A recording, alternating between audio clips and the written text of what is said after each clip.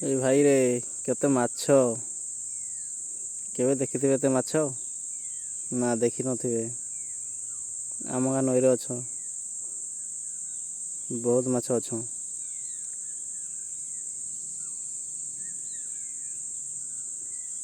ମାଛ ସାଇଜ ବଢ଼ିଆ ହେଇଯାଉ, ପ୍ରବଳ ମାଛ, ସବୁ ମୁଣ୍ଡ ଟେକି ଟେକି ଆସୁଛନ୍ତି ଦେଖ। ଏବେ ନଦୀରେ କେହି ନାହିଁ ନା, ସେମାନେ ଚରୁଛନ୍ତି, ଖେଳୁଛନ୍ତି ଆଉ।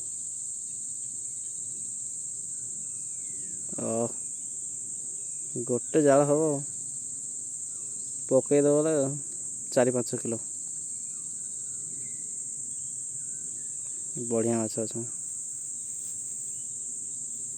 ଦେଖ ମୁଣ୍ଡ ମାନେ ଟେକି ଟେକି ଅଛ, ଚରୁଛନ୍ତି ଏଇଟା ସବୁ। ଝୁରି ମାଛ ମାନଙ୍କୁ ଖାଉଛ, ଛୋଟ ଛୋଟ ମାଛ ମାନଙ୍କୁ।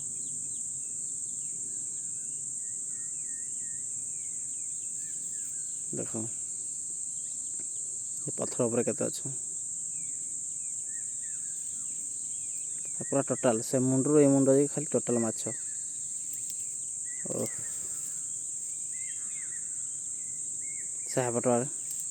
ସେପଟେ ବି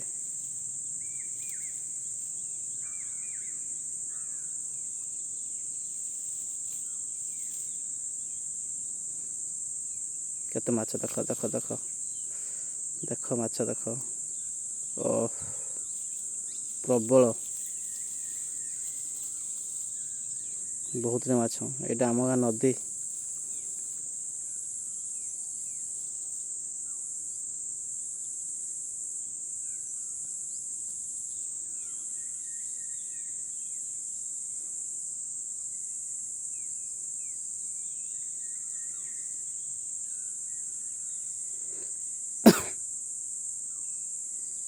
ଦେଖ କେତେ ମାଛ ଅଛନ୍ତି। ଓ ପ୍ରବଳ ମାଛ, ଦେଖ ଦେଖ।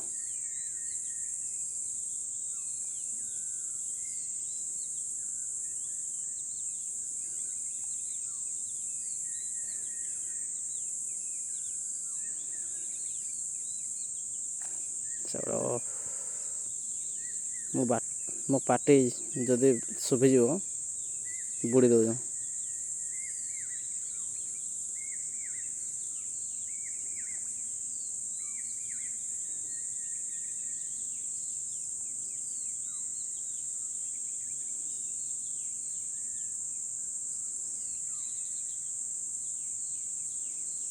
ଦେଖ କେତେ ମାଛ,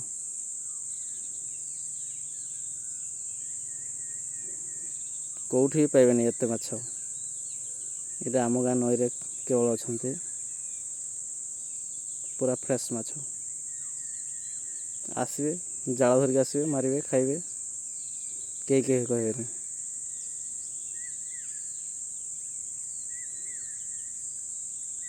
ଆଉ ବ୍ଲାଷ୍ଟିଂ ଯେଉଁ କରୁଛ, ଆଉ ବିଷ ଯେଉଁ ପକାଉଛ, ସେମିତି ନୁହଁ। ଜାଳ ଧରିକି ଆସ, ମାର, ଫ୍ରେଶ୍ ମାଛ ଖାଇକି ଖାଅ। ଦେଖ ସେପଟେ ସବୁ ମୁଣ୍ଡ ମାନ କାଢ଼ି କାଢ଼ି ରଖିଛ।